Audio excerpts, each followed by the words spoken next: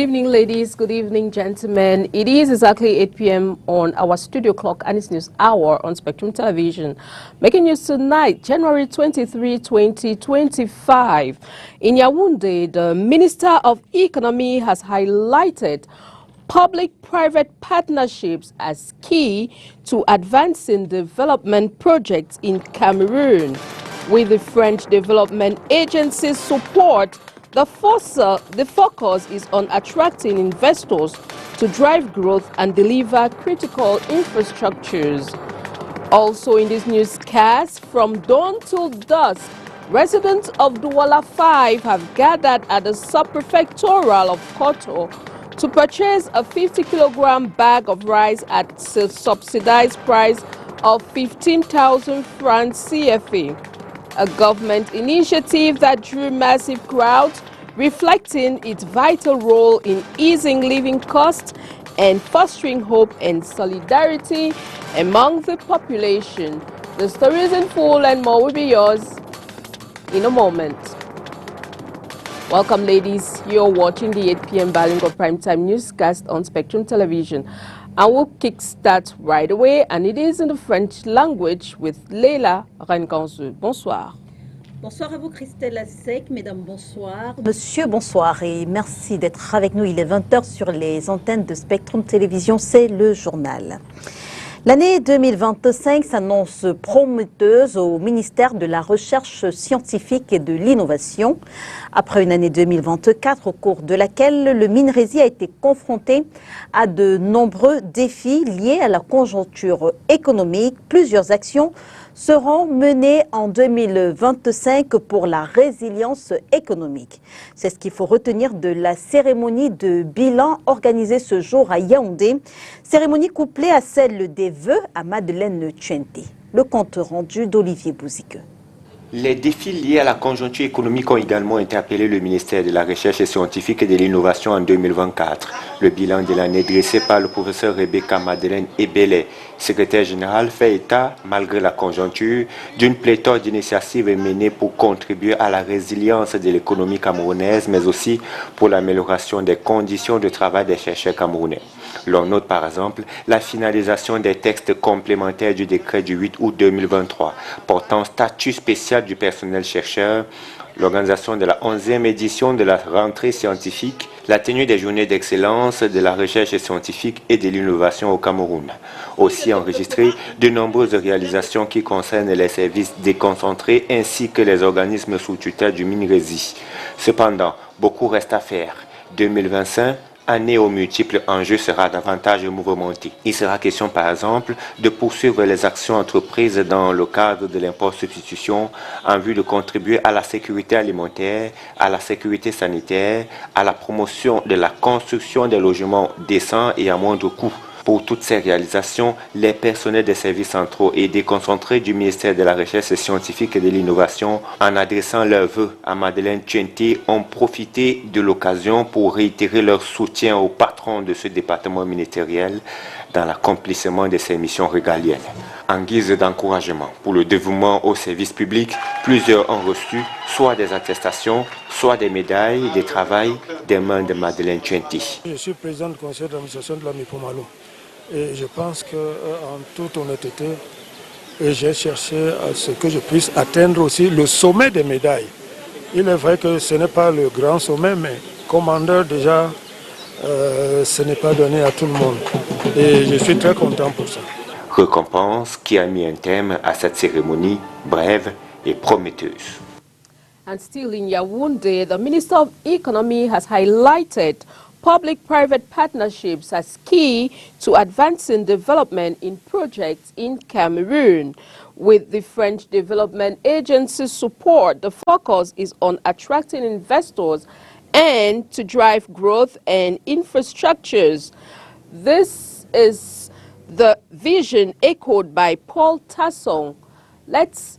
I invite you to listen to Paul Tassong in the following excerpt for more insight. As you are aware, in 2023, in July 2023, particularly or precisely on the 25th of July 2023, the head of state has enacted into law a new instrument which organizes, legislates the practice of public-private partnerships in Cameroon. As of today, we are in about almost 20 years of PPP practice in Cameroon. And what we are doing these 2 days, I call it a moment of crystallization of the practice of PPPs. After 20 years, we definitely have made mistakes. We've had shortcomings in what we have to do.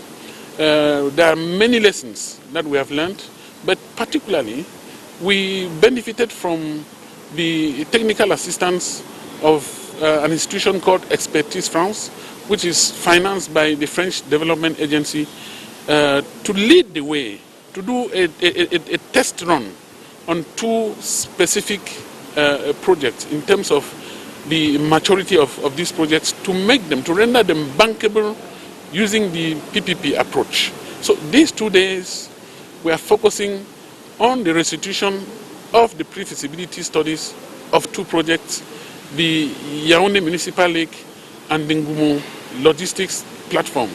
Our hope, our wish is that at the close of these 2 days, all the participant administrations and of course the local authorities involved in these 2 projects come out with reinforced capacities, because we need to fast-track our capacities to develop PPPs. We need to change the speed with which we can structure PPP projects. The intention of the government is to ensure that the capacity of government agencies is solid enough to be able to ensure that both the government and its private sector partners each find sufficient comfort, each finds its interest sufficiently protected when we structure this project. Discours de haine sur les réseaux sociaux, le phénomène prend des proportions inquiétantes. Alors qu'on approche de l'élection présidentielle d'octobre prochain, des spécialistes soulignent le fait que ces discours ont davantage grandi à la faveur de l'élection présidentielle d'octobre 2018. Que faire donc face à ces divisions? Inès Pangan. Le fait est que, sur les réseaux sociaux, les insultes et la haine sont de plus en plus présentes. Ce serait pour le psychologue clinicien Jean Maubet la manifestation de pulsions de haine nourrie par les partis politiques. Si vous avez remarqué, c'est après les élections de 2018 qu'il y a eu que la société camerounaise s'est plus ou moins divisée. Avec des contestations et tout ça. Et ça a fait que beaucoup de passions sont nées à partir de là. Or, en réalité, quand vous voyez ces propos haineux dans les réseaux sociaux, c'est les partisans des partis politiques. Lutter contre ces pratiques qui prennent de plus en plus de place sur les réseaux sociaux et même dans les médias dits traditionnels peut passer par la suppression des partis politiques. Ça nous amène à revoir la problématique des partis politiques et leur rapport au peuple. Ça nous amène également à voir ce qu'une philosophe française, Simone Veil, qui a dit que pour elle, il fallait supprimer les partis politiques. Et vous allez comprendre pourquoi. Il fallait supprimer les partis politiques parce qu'elle pense que les partis politiques sont un réservoir de manipulation des passions. Et surtout, par le respect des lois de la République. Le virtuel des plateformes ne devrait pas enlever au respect des normes régissant la vie en société. Il faut des lois, puisque en fait nous sommes dans une société, nous sommes dans un état de droit. Et je ne vais pas rentrer dans les thèses de Rousseau. Mais ce que je voudrais dire, c'est que nous ne sommes pas dans un état de nature où les gens peuvent faire tout ce qu'ils veulent, où les gens peuvent exprimer les passions comme ils veulent, où les gens peuvent s'attaquer à des individus sans preuve. Pour le ministère de la Jeunesse, la lutte contre les discours haineux sur les réseaux sociaux passe par le recrutement de 1000 e-volontaires qui seront appelés patriotes des réseaux sociaux. Ces derniers doivent participer en ligne à l'adoption de bons comportements, des bonnes attitudes et à la promotion du vivre ensemble harmonieux. And still in the same vein, amid rising hate speech and fake news in Cameroon, communities are tackling the issue through various ways to help curb harmful content, promote responsibility, discourse, and strengthen social cohesion across the nation. More of the story in the following report. Lately, hate speeches and fake news on social media platforms have become vital issues that affect both the platforms and the communities, as well as individuals that use them. For some individuals, censoring and educating others is their own way of responding to the issue of hate speeches on social media platforms. For me personally, I try to educate those close to me not to waste time on such trivialities, as it's not going to lead them nowhere. I, for one, always give a deaf ear to such speeches because I don't even want it to get at me. Nearly a third of the world's population active on social media platforms, incidents of hate speeches occur nearly every day on these platforms due to the following proliferation: anonymity, easy access, online debate, and online community development, and more. Hence, in Cameroon and most of Africa, state-centric approaches like moderating and regulating content on social media platforms are some of the ways used to stop the spread of this nauseous phenomenon. Et dans la vie réelle, que pensent les Camerounais des discours de haine? Je vous propose d'écouter quelques compatriotes. En insultant, on ne profite rien. On ne bénéficie rien. Puisque tu insultes quelqu'un, tu n'auras jamais la possibilité de le voir, même si tu as la possibilité de le voir. Est-ce que ça va servir à quelque chose? Donc pour moi déjà c'est négatif. C'est négatif. Quand c'est devant toi, tu dois écouter. Tu écoutes, tu lis, tu prends. Il y a parfois, on en manque ce qu'on doit faire. On entre dans un sujet de conversation. Parfois on rit, je lance les j'aime sur ce qui est bien. Parfois je ris aussi, je rigole. S'il faut intervenir, peut-être pour dire arrêter, j'interviens pour dire arrêter, c'est tout. Il y a plusieurs origines. Il y a la haine tribale, il y a la haine sentimentale. Mais moi, je vais demander aux gens, il y a la haine selon les comment dirais-je, les courants politiques. Donc il y a plusieurs formes de haine. Mais je vais demander à tout le monde de se calmer et de ne pas se prêter à ce jeu. Parce que tout le monde nous formons tous un peuple. Et nous avons les mêmes sentiments, les mêmes... Je prends un exemple simple. Lorsque vous allez dans un hôpital, vous n'avez pas besoin de savoir si le médecin est de telle partie ou de telle partie. Vous voulez juste être soigné. Et ne serait-ce que ça, lorsque vous entrez dans un restaurant, vous ne voulez pas savoir si le cuisinier est de tel ou de tel bord. Ne serait-ce que pour cela, on a besoin d'avoir la paix. On a besoin de voir tout un chacun comme soi-même. Et si on le fait, je crois que la haine va diminuer. Et lorsqu'on voit un commentaire ou bien une publication haineuse sur les réseaux sociaux, il est plus intelligent de ne pas commenter. Il est plus intelligent de ne pas commenter pour que cela ne se propage pas. Quand je trouve ça, à chaque fois je sanctionne parce que ce n'est pas bien. Ce n'est pas une très bonne attitude. Vous savez, il faut d'abord lire. Il faut d'abord lire. Quand il y a un post et que les gens réagissent autrement, il faut d'abord lire. Parce que si vous ne lisez pas, vous ne pouvez pas vous rendre compte si c'est haineux ou pas. Mais je condamne un peu cela. Enseignement supérieur, de nouvelles écoles à l'Université catholique Saint-Jérôme de Douala. L'annonce est faite ce 22 janvier 2025 lors de la présentation des vœux à la communauté universitaire Saint-Jérôme.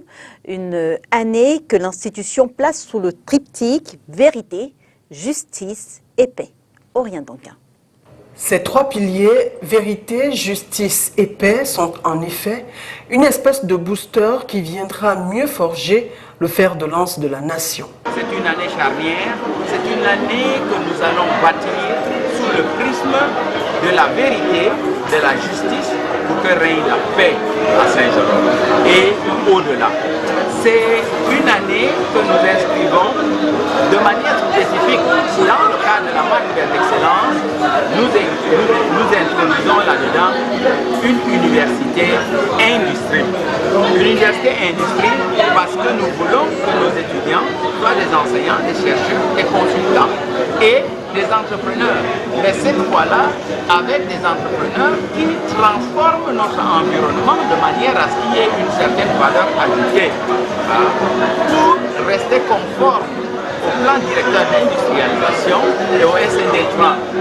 Voilà jeter les jalons de cette année 2025 et la création de nouvelles écoles validées par le ministère de l'Enseignement supérieur vise à barrer la voie à la fuite des cerveaux. Nous entendons transformer notre environnement, transformer les cailloux qu'il y a derrière notre maison pour que nous mettions de la valeur ajoutée à notre pays. Voilà l'orientation. Nous ne voulons plus rester sur des savants scientifiques. Non, nous voulons rester aujourd'hui et dynamiser, incrémenter l'ensemble de nos connaissances de manière à ce que notre environnement s'inscrive dans la durabilité et qu'il y ait une osmose forte entre l'espèce humaine et l'espèce végétale et toutes les espèces existantes sur la Terre. Voilà ce que nous devons faire. Ce n'est qu'à ce prix-là que nous nous sentirons bien dans cet environnement que nos ancêtres nous ont légué.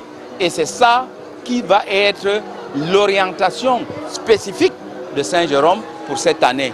La cérémonie de présentation des vœux à la communauté universitaire Saint-Jérôme de Douala a eu lieu ce 22 janvier 2025. La présentation des vœux à Saint-Jérôme est un moment de présentation des vœux à la communauté universitaire. Comme vous l'avez constaté, il ne s'agit pas de présenter les vœux à un individu, fût-il le chef. Nous présentons les vœux à toute la communauté universitaire en ce début d'année pour casser un peu les barrières, les frontières qui peuvent exister entre les uns et les autres tout au long de l'année. Voilà un peu l'originalité de cette présentation des vœux. Tous mes vœux de bonheur, de prospérité, surtout de réussite à tous les étudiants de la Cato Saint-Jérôme, surtout beaucoup de courage à tous les enseignants qui travaillent tous les jours avec force et détermination pour pouvoir assurer une éducation de qualité. Donc tous mes remerciements, tous mes encouragements à ceux qui ont toujours été là depuis le début pour nous encourager, ceux qui nous encadrent depuis le début à nous encourager dans notre parcours ici à Saint-Jérôme pour nous assurer une formation de qualité afin que nous puissions sortir en tant que des cadres respectables demain. C'était également l'occasion de récompenser les étudiants qui se sont démarqués par leurs performances académiques. And on to this brief before taking on our next story on this edition of the newscast. In a heart-wrenching incident in Douala, a woman gave birth to triplets at Lokbaba District Hospital, only to lose all three due to a lack of incubators. The tragedy highlights a dire state of healthcare resources in Cameroon, where inadequate facilities can have devastating consequences for mothers and newborns alike. The community is left reeling, questioning how much a preventable loss could occur in a modern healthcare setting. Calls for urgent reforms and accountability are growing louder as families demand better care for vulnerable patients. And we shall be bringing you update on this story in our subsequent newscast. From dawn till dusk, residents of Douala 5 gathered at the sub-prefectorial in Koto to purchase a 50-kilogram bag of rice at a subsidized price of 15,000 CFA francs, a government initiative that drew massive crowds, reflecting its vital role in easing living costs and fostering hope and solidarity among the population. Let's get more in the following report. The Rice Sales Initiative continues to unfold in Douala.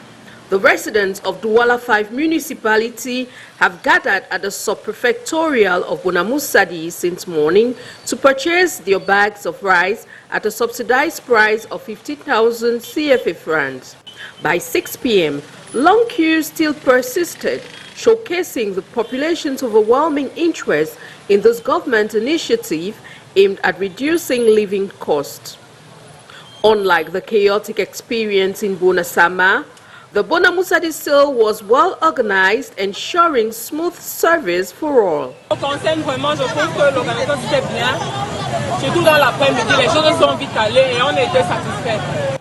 Things were well organized and everything went well to my satisfaction.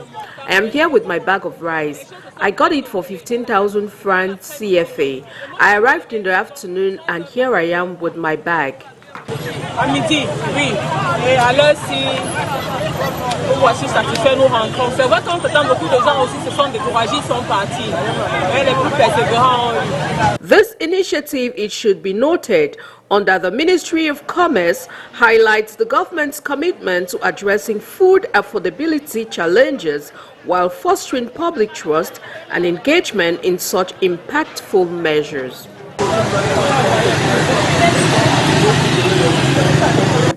And away from our local stories, we now take on our international stories. Calls to ban face masks in public are sparkling debate in New York. Supporters say it could curb subway crime, while critics argue it risks civil liberties. More of the story with our Voice of America partners.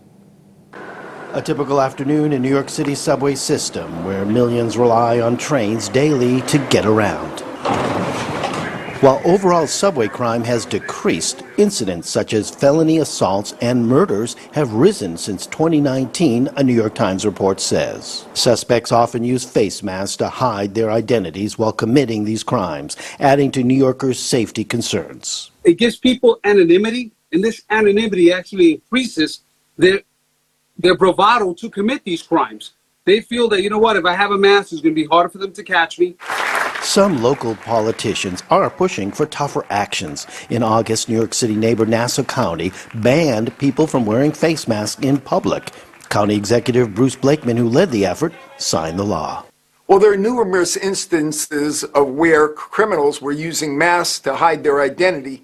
We had situations where they would go into stores and shoplift and commit other types of crimes. We have exceptions for a health need or a religious requirement, but other than that, there's no good reason to wear a mask out in public. Constitutional law expert Ilya Shapiro of the Manhattan Institute agrees that mask bans can be a powerful tool in fighting crime. Just as anti-masking laws were a tool against the KKK, they can be a tool against modern terrorists and criminals, whether it's Antifa, whether it's some of the right-wing militias that cover their faces, or whether it's just everyday criminals and looters. But civil rights advocates warn that mask bans may overstep, undermining individual freedoms. Anytime, the government dictates what a person can and cannot do in a public space and criminalizes the act of wearing a piece of apparel, there is a constitutional problem with that and raises a number of concerns about inappropriate government overreach into people's lives.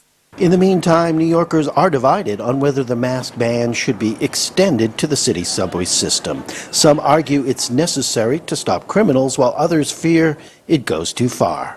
I don't think there needs to be a ban on masks. I think people should get to choose what they want to do. Unless you have a medical reason to wear a mask, you shouldn't be wearing it at all. There are people that are using them to commit crimes, to hide their identity, and it's actually causing havoc in the city. As the debate rages on, New Yorkers face the challenge of balancing safety with personal freedoms in one of the busiest subway systems in the world. Aaron Rainin, VOA News, New York City.